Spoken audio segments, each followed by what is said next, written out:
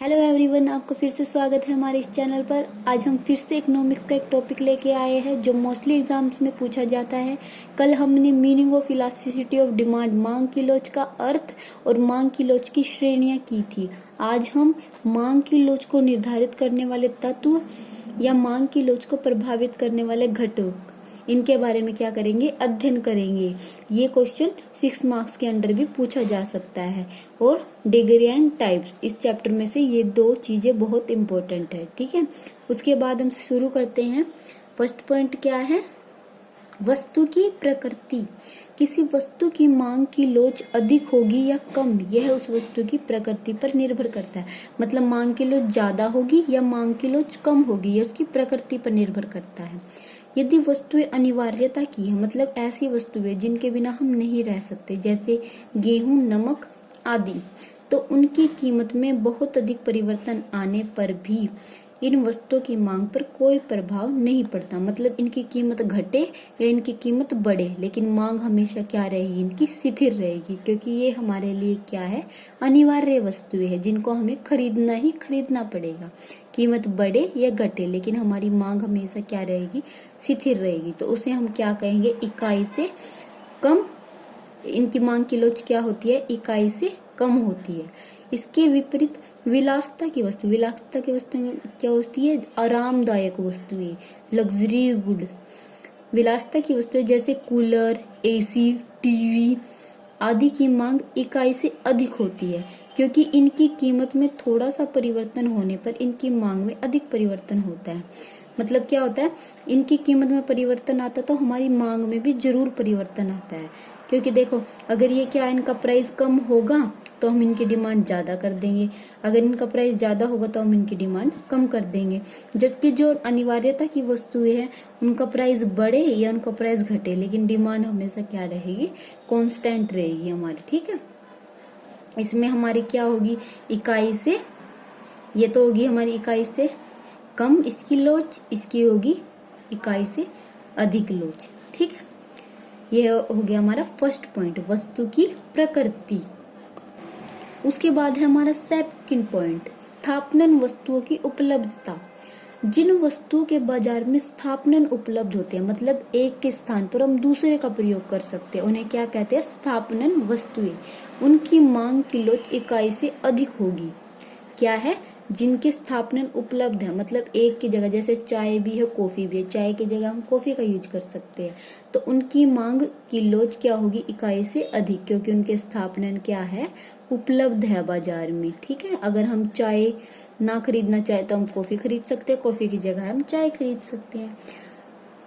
क्योंकि इन वस्तुओं की कीमतों में परिवर्तन से इनके स्थापनन की मांग बढ़ जाएगी। अगर बाई चांस चाय है, चाय की कीमत अगर बढ़ गई, चाय का प्राइस अगर बढ़ गया, तो कॉफी की डिमांड क्या हो जाएगी, कॉफी की डिमांड क्या हो जाएगी, बढ़ जाएगी। इसका प्राइस बढ़ा तो इसकी डिमांड बढ़ जाएगी। मतलब एक की जगह हम दूसरे का यूज कर सकते हैं। तो इनकी मांग की लोच क्या होगी, इकाई से अधिक होगी। तथा जिनकी स्थापना उपलब्ध नहीं है, मतलब हम उसी वस्तु को प्रयोग करना पड़ेगा, मतलब कोई और को हम प्रयोग नहीं कर सकते, जिनका स्थापना है ही नहीं, तो उनकी लोच क्या होगी, इकाई से कम होगी, क्योंकि उनके स्थापना बाजार में उपस्थित नहीं है। उसके बाद है थर्ड पॉइंट, विभिन्न उपयोग। यदि किसी वस्तु का केवल एक प्रयोग है तो उसकी कीमत में बहुत अधिक परिवर्तन होने पर भी उसकी मांग पर कोई विशेष प्रभाव नहीं पड़ता।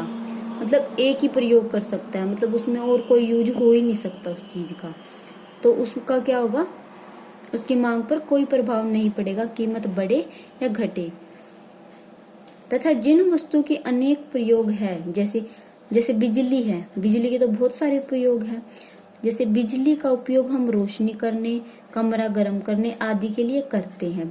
यदि बिजली की कीमत बढ़ जाए तो हम केवल रोशनी के लिए इसका प्रयोग करेंगे, अर्थात कीमत में जरा सा परिवर्तन होने पर मांग में बहुत अधिक परिवर्तन आएगा।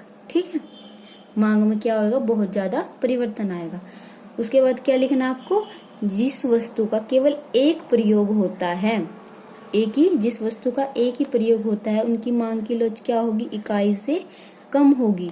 और जिन वस्तुओं के अनेक प्रयोग होते हैं, जैसे दूध का हम दही भी बना सकते हैं, चाय भी बना सकते हैं, कॉफी भी बना सकते हैं, अगर इसका प्राइस बढ़ गया तो क्या कर देंगे, हम चाय बनाने में इसका यूज करेंगे, क्योंकि जो हमारे लिए अनिवार्य है हम सिर्फ उसी वस्तु में उसका प्रयोग करेंगे, तो उसकी मांग की लोच क्या होगी, इकाई से अधिक, और जिसका केवल एक प्रयोग है उसकी होगी इकाई से कम लोच, मांग की लोच।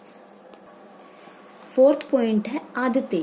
कुछ वस्तुएं ऐसी होती है जिनकी उपभोक्ता को आदत पड़ जाती है, मतलब उनको आदत पड़ जाती है, चाहे उनकी कीमत घटे या चाहे उनकी कीमत बढ़े, उपभोक्ता उस वस्तु का उपभोग जरूर करता है, जैसे शराब, सिगरेट आदि।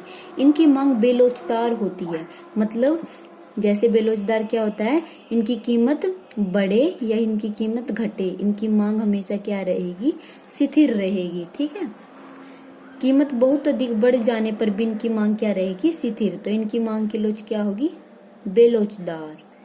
ठीक है, उसके बाद है उपभोग का स्थगन। स्थगन का मतलब वो जिन्हें हम स्थगित कर सकते हैं, मतलब हम बहुत सारी चीजें ऐसी होती है जिनको हम अब परचेज ना करके, मतलब अब ना खरीद के आगे आने वाले टाइम में खरीद सकते हैं।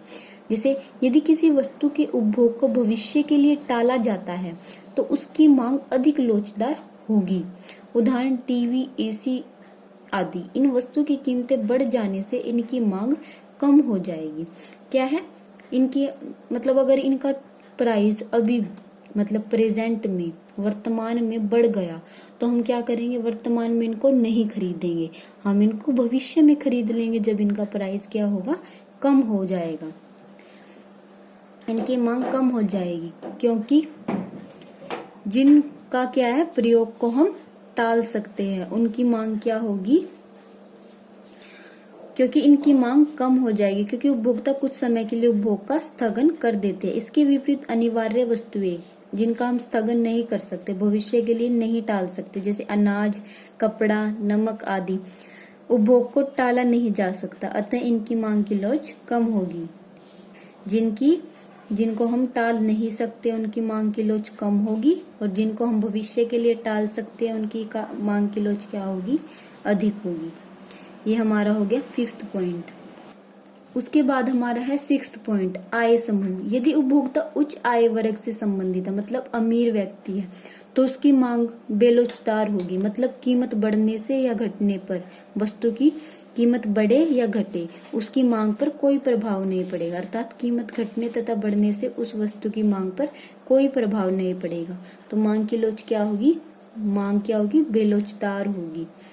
प्राइस बढ़ने से या घटने से कोई फर्क नहीं पड़ेगा, डिमांड हमेशा क्या रहेगी, उनकी कांस्टेंट रहेगी। सेवंथ पॉइंट है संयुक्त मांग। कुछ वस्तुएं ऐसी होती है जिनकी मांग संयुक्त होती है, जैसे पेन और स्याही, डबल रोटी तथा मक्खन। ऐसी स्थिति में यदि एक वस्तु की मांग की लोच अधिक है तो दूसरी वस्तु की मांग की लोच भी अधिक होगी, क्योंकि क्या है, इनको एक दूसरे के बिना यूज नहीं कर सकते।